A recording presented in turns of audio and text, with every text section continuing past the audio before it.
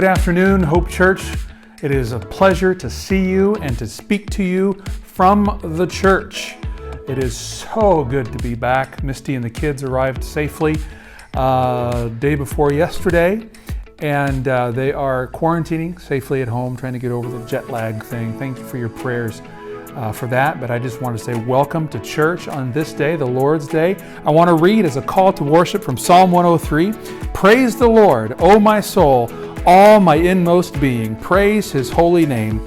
Praise the Lord, O my soul, and forget not all His benefits, who forgives all your sins and heals all your diseases, who redeems your life from the pit and crowns you with love and compassion, who satisfies your desires with good things so that your youth is renewed like the eagles. This is the God we serve today and forever.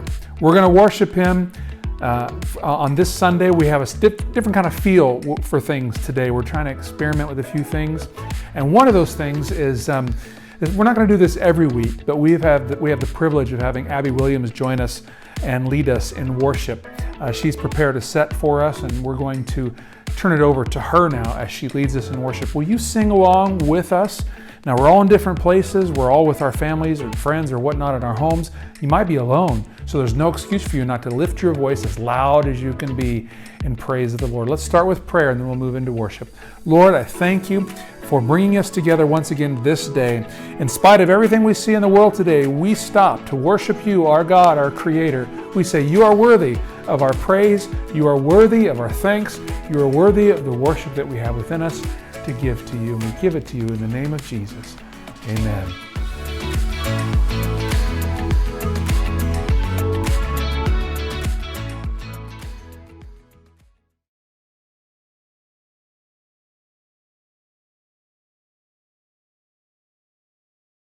Morning, church. Let's worship together. Where we are in our houses, with our families. Let's lift God up in this place.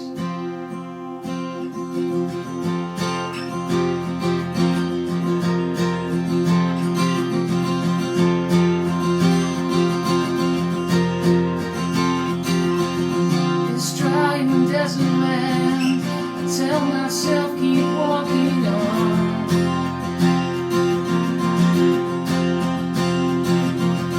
There's something up ahead, water falling like a song.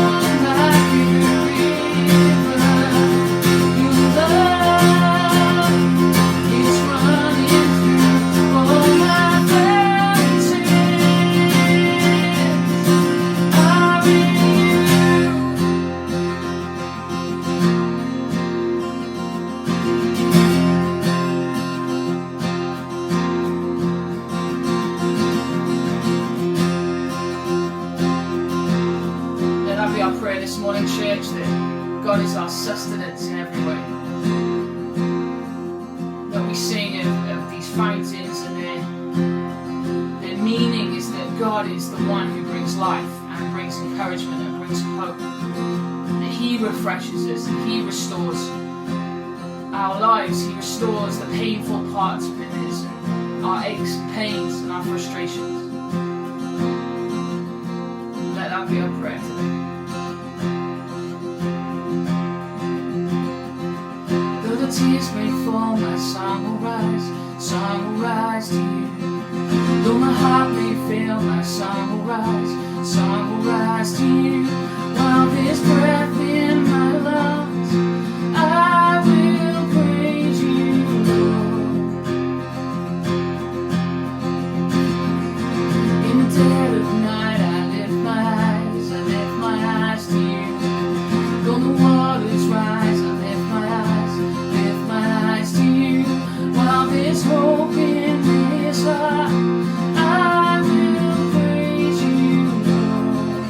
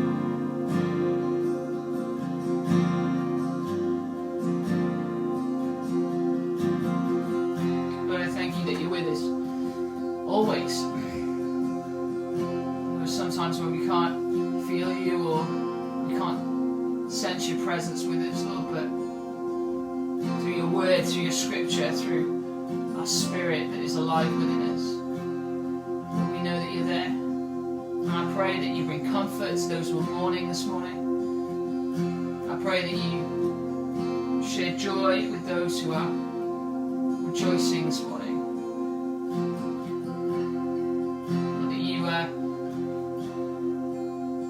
You step into our lives, Lord, and that we can know you as our miracle worker, as our promise keeper, Lord. And we continue to worship you in this place and in our hearts, Lord, as we go on to listen to your word. Let our hearts remain in a place of worship and honour of who you are.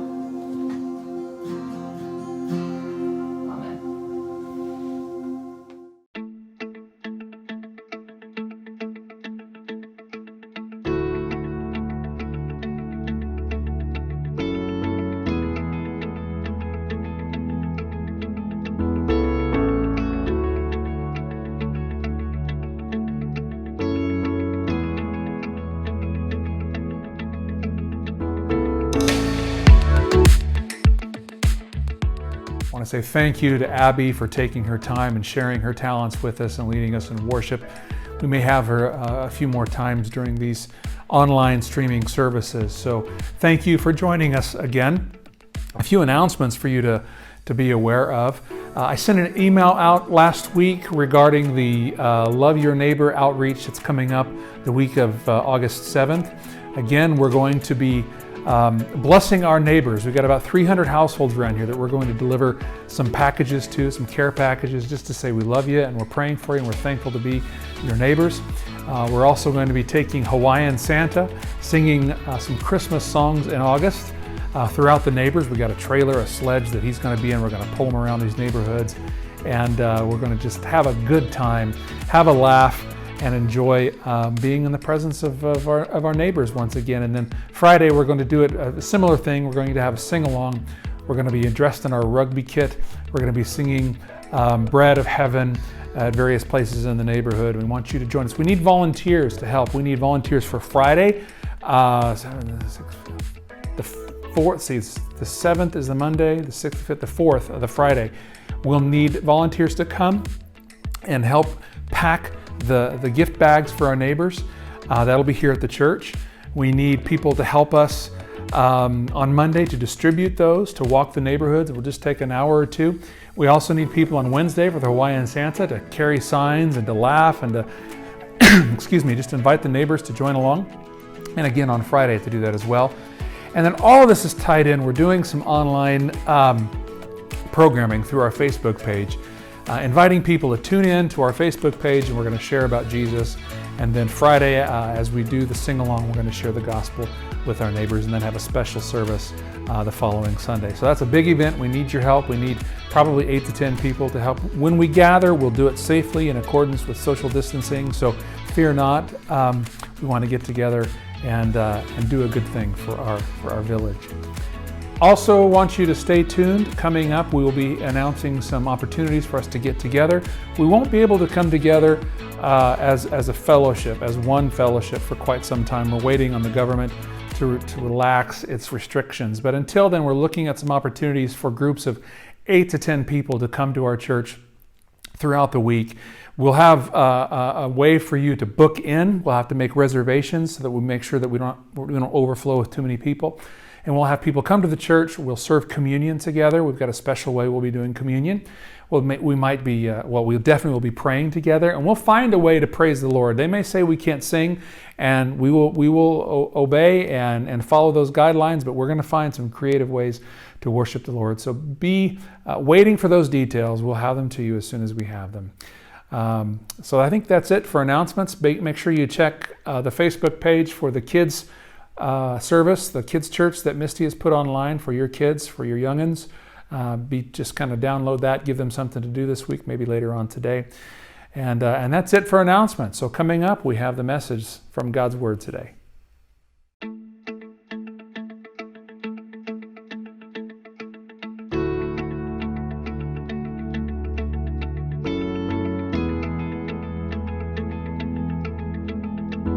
Greetings to you today. I want to welcome you on this, the Lord's Day, the time when we gather to worship and singing. I want to thank you for joining us in song earlier, and I want to thank you for joining us for a reflection, a meditation, if you will, on the Word of God.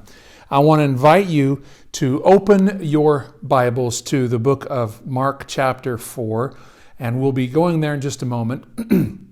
Until then, I just want to say, wherever you are, if you're sitting in your living room, maybe you're lying in bed, your head on your pillow, just kind of watching on your phone, or maybe you've got it hooked up to the TV and you've got family around the telly, wherever you may be, I just want to say welcome and thank you for joining us today. If you are like me, you'll get your drink of choice, a hot cup of tea or a coffee, or maybe a Diet Coke or a glass of water, whatever it might be.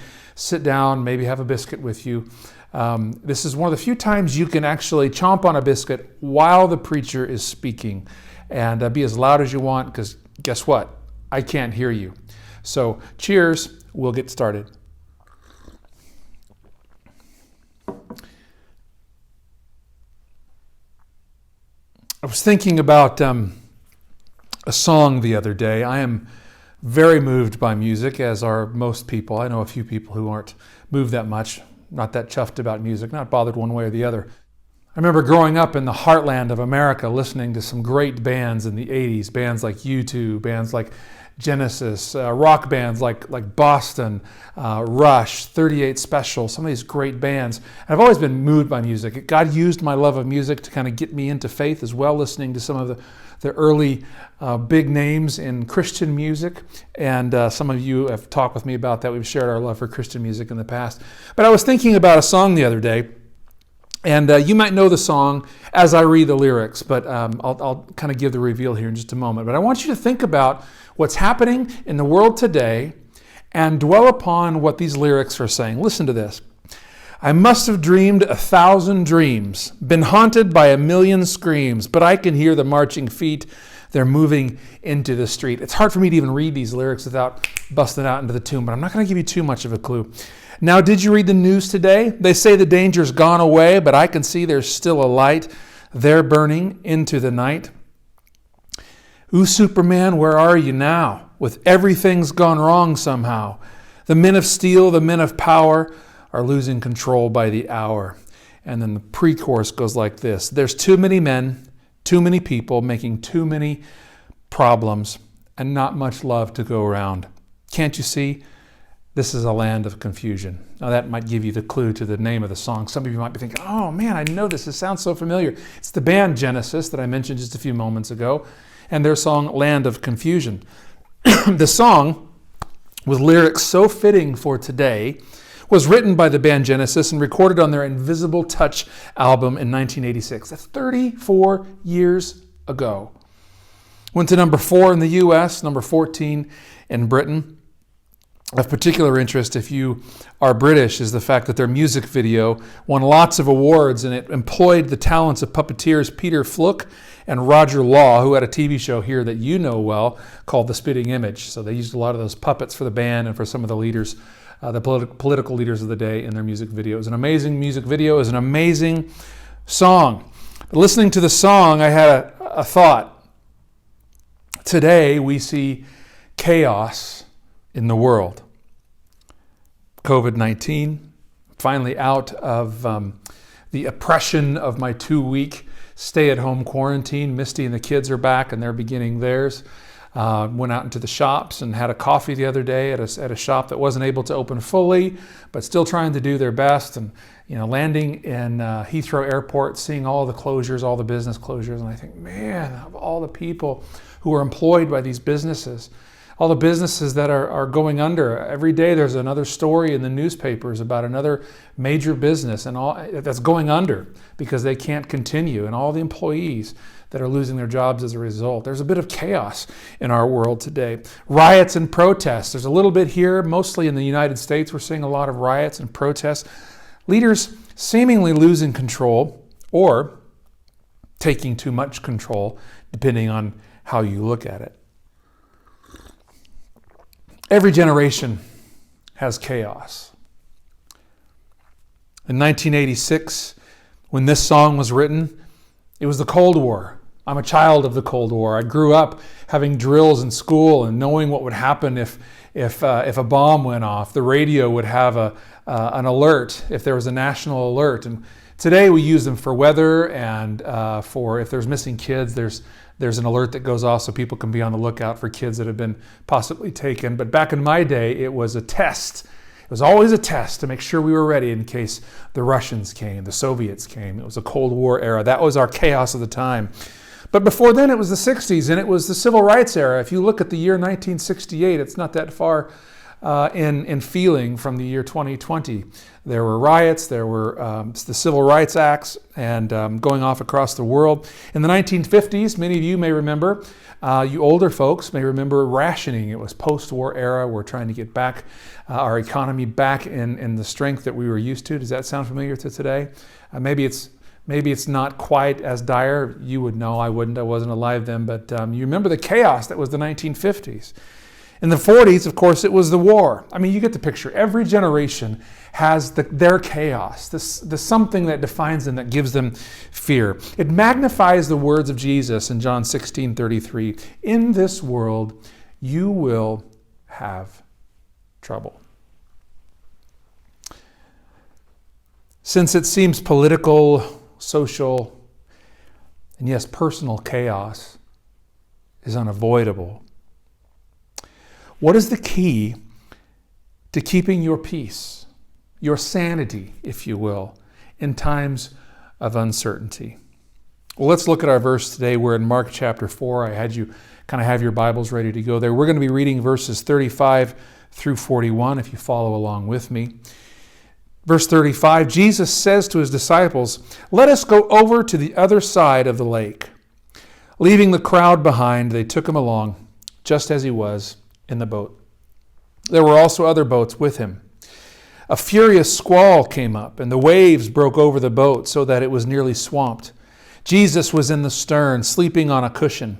The disciples woke him and said to him, "Teacher, don't you care if we drown?" He got up. He rebuked the wind and said to the waves, "Quiet, be still." And then the wind died down and it was completely calm. He says to his disciples, "Why are you so afraid? Do you still have no faith?" They were terrified and asked each other, "Who is this? Even the wind and the waves obey him." There's 3 observations about chaos that I want to share with you today. And after that, I want to share 3 strategies for overcoming chaos and finding blessing, God's blessing, in your chaos. But first, let's look at 3 observations about this passage and about chaos. The first observation that I want to share with you today is this. And if you're writing, make 3 lines for the observations and 3 lines for the strategy, and that'll do you unless you're a copious note maker. The first observation is this: fear is a diva. Are you familiar with that term, diva? You might be. It usually refers to some superstar, some actress, some singer. It's usually, excuse me, it's usually in reference to a woman. I don't mean it to be sexist, but sometimes it is, though men can be divas. Let me assure you, they can very much be divas.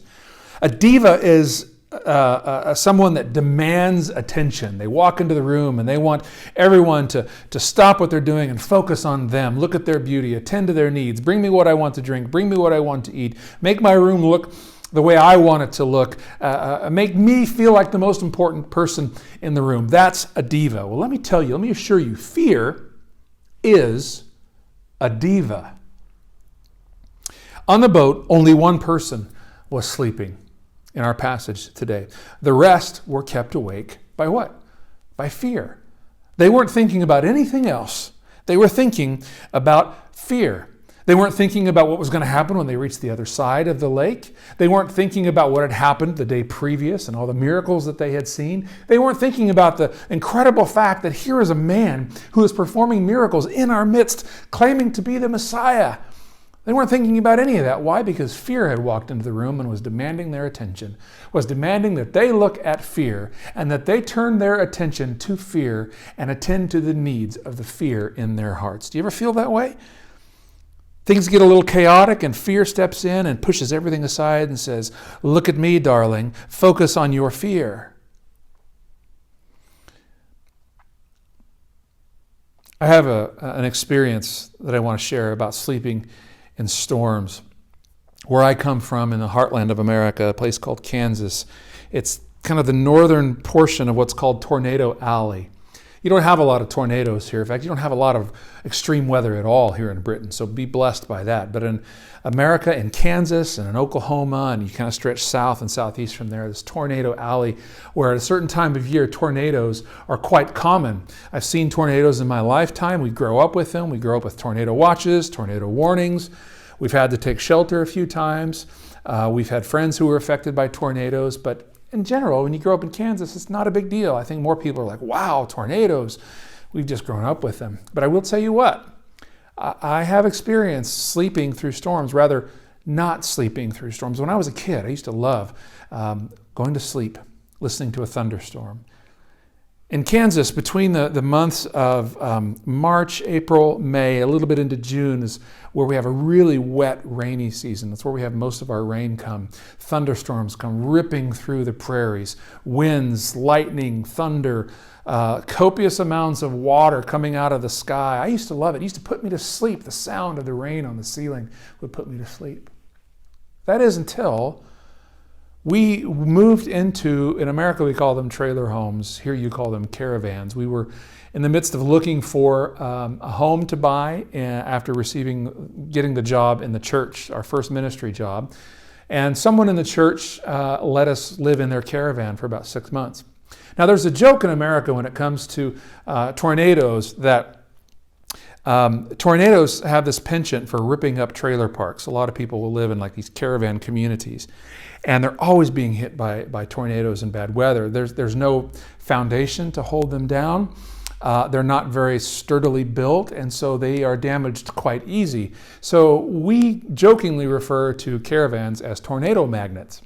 Well, we're in this tornado magnet. It's me and my wife and our 2 little children. We'd only had the first 2. Sam was a toddler and Olivia had just been born. And we're lying there in this caravan, and normally the rain on the ceiling, on the roof would put me to sleep. But I had a responsibility as a father and as a husband.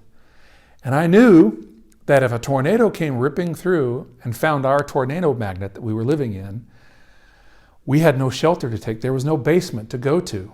A lot of houses in Kansas have basements for shelters, and that's the place you go, and you're pretty confident that the tornado can't harm you down there. But there was no shelter. And so I knew that if a tornado came through, we were in for it. And so I could never sleep. I would lay there at night. And to this day, if we ever have a thunderstorm, which we don't have a lot here, but in America, when I'm there and if there's a thunderstorm, I usually lay awake at night because I cannot find sleep, because I'm tempted to be fearful of the storms that's there. When our surroundings darken, when our fear arises, when it steps in like a diva, insisting on attention, it pushes aside confidence. It pushes aside our faith. We need to be wary of fear and see it for what it is, a diva. The second observation I want to make about our passage today is that God is not aloof to our fears. You ever heard the saying, a tempest in a teacup? It's usually used to downplay a situation that seems to be overemphasized. Oh, this whole Brexit thing is really just a tempest in a teacup. After it all blows over, it's not going to be a very big deal. Well, have you ever thought about what it might be like in that teacup for a little bug? I'm thankful that there's not a little bug in my mug of coffee. But if there were, and there were a tempest blowing, to that bug, for what it can see and for what it can know, it's going to be fearful because that tempest is a very real thing. If we're looking at things to scale, a God-sized scale, we're that bug in the teacup. And God sees the tempest just as it is, just a little stirring in the cup. It's not a big deal. The storm wasn't a big deal to Jesus. Jesus was sleeping. But to the men on the boat who didn't have God's perspective, potential loss of life was kind of a big deal. Jesus, knowing that the boat was not going to sink, could have just rolled over He could have just grumbled and said, "Oh, leave me alone." Or he could have just kept snoring away. Now, would this have changed things? No, they still would have made it to the other side of the lake. Everyone would have been okay. God would have still been sovereign and on the throne and in control, and he just would have rolled over and gone to sleep and said, "Leave me alone because you're just the little bug in the teacup. Don't worry about it." But no, this isn't what happened. Jesus got up. Even though the tempest was just a teacup event, Jesus arose and demanded peace from the wind and calm from the waves. Friends, in the looking glass of eternity, our grandest dilemma is but a speck. But God declares his presence with us in that storm. It may be nothing to God, but he knows our afflictions, he knows our fears, he knows our worries, and he knows that he needs to be present with us. The psalmist declares, "God is our refuge and strength, a very present help in times of trouble." The prophet Isaiah said, "Fear not, for I am with you. Do not be dismayed, for I am your God. I will strengthen you. I will help you. I will uphold you with my righteous right hand." And you've read it 100 times before if you've ever been to a funeral in Psalm 23. "Even though I walk through the valley of the shadow of death, I will fear no evil. For you are with me. Your rod and your staff, they comfort me." God is not deaf to your hurt and fear. The third observation I want to make about chaos and about this passage is that God is in control. We are geared for balance. I was reminded this week by a colleague and friend that our natural response as human beings is balance when it comes to disruption. When we fall, our natural response is to kind of right ourselves. When we see a wrong, we want to right it. We want to restore balance. That's our natural response. When things are out of control, we seek for something that is in control. Law enforcement, government, or leaders, we look to them to be in control. And today it seems all of those things may be in question. But it is not law enforcement, it is not presidents and kings and prime ministers and members of parliament and congressmen and senators. It is not these, it is God who is in control. Remember the wonder of the disciples. Who is this that even the wind and the waves obey him? This should give us comfort. So that's three observations about this passage. Now I want to look at three strategies for dealing with chaos. The first of the three strategies, actually it's one strategy with 3 steps. So the first thing is this: stop. Step out of the stream for a moment. Television, talk radio, social media, neighborhood scuttlebutt, whatever it is, wherever you're getting information about all the chaos that's going on in the world, stop. Step out of the stream for a moment. Ever heard the one about the man who goes into the doctor and says, "Doctor, my arm hurts every time I do this." And the doctor says, "I've got the cure." And the man says, "What is the cure?" And the doctor says, "Don't do this." Stop investing time in things that avert your faith. Let me say that again. Stop investing time in things that avert your faith. In Matthew 14:25 is another story we read about storms and boats and faith. Shortly before dawn, it says, Jesus went out to them walking on the lake. When the disciples saw him walking on the lake, they were terrified. "It's a ghost," they said, and cried out in fear. But Jesus immediately said to them, "Take courage, it is I, don't be afraid." "Lord, if it's you," Peter replied, "tell me to come to you on the water." "Come," he said.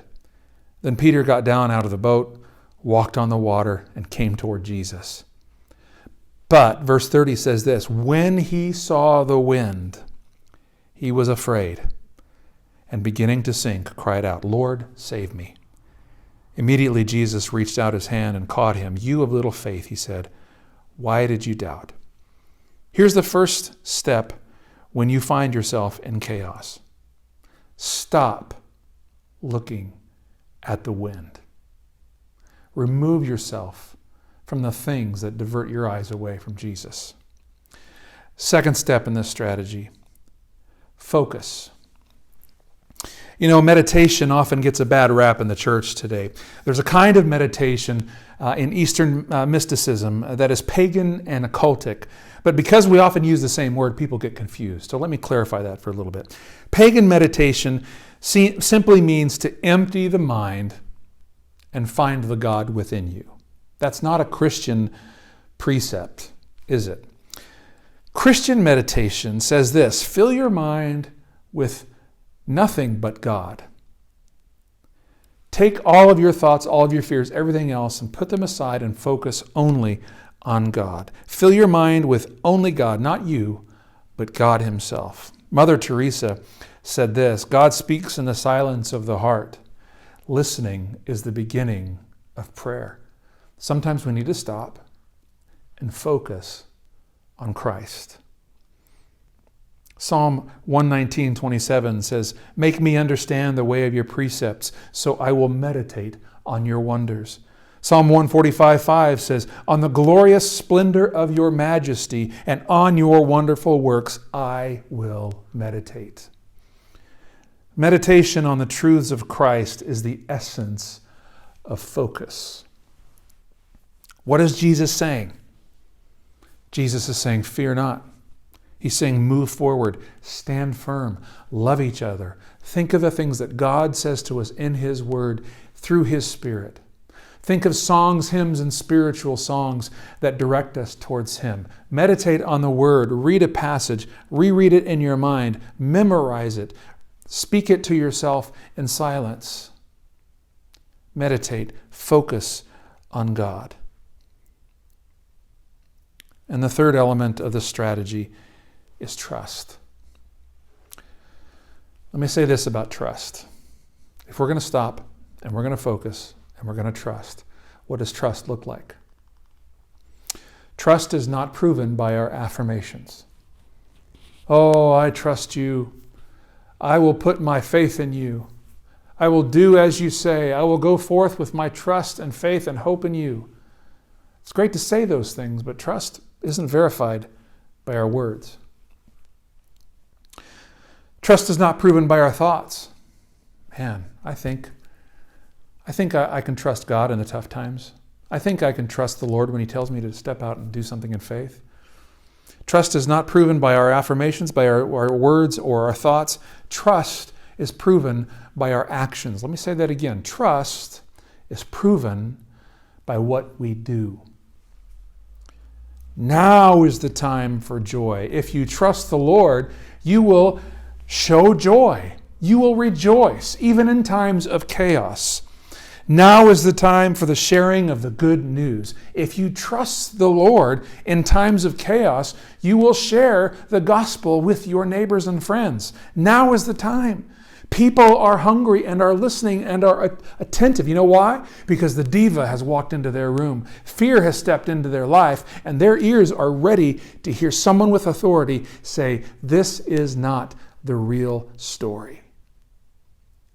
Step out in faith. Show your trust in the Lord by rejoicing and by sharing the gospel with your friends and neighbors.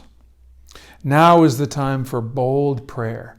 Not weak prayers, not timid prayers. Oh Lord, help so-and-so. Oh Lord, give me strength. But to stand on the faith of God and say, the Lord will intervene for you. My God will set you free from that addiction. My God will raise you up out of that bed of infirmity. My God will take you forward through the chaos, through the winds, through the waves, into peace and victory. Now is the time for all of these things. In these times of chaos that we have today, the diva in your room might be the news you see on the telly, or you read someone's posts on Facebook or Twitter. But your chaos may be deeper than that. Your chaos may be marked by a health diagnosis. Your chaos may be marked by the loss of someone close to you. Your chaos may be in dealing with your relationship with your family. Your chaos is demanding your attention. But I want you to remember these things that we've talked about today. Fear is a diva. That's all she is. God is not aloof to your fear. Jesus is in control. With those things in mind, remember these strategies for overcoming chaos. Stop. Step out of the stream. Remove the negativity from your heart and for your mind. Focus on God. Meditate on His Word and on His Spirit. And trust by doing. Show others. God knows your heart. You're not showing God you trust Him, but show yourself and show your friends and family that you trust in the Lord by rejoicing in times of chaos, by sharing the gospel, and by praying boldly. Father, I thank you for our time today. In times of chaos, may we seek blessing. May we find peace and victory in our dark days of chaos. If there be anyone out there right now watching this, listening, either live or recorded or a year into the future, Lord, you are in control. I pray that you would speak peace to the waves and the wind in their lives. That you would miraculously calm chaos right now in Jesus' name. Amen. God bless you. We'll talk again next time.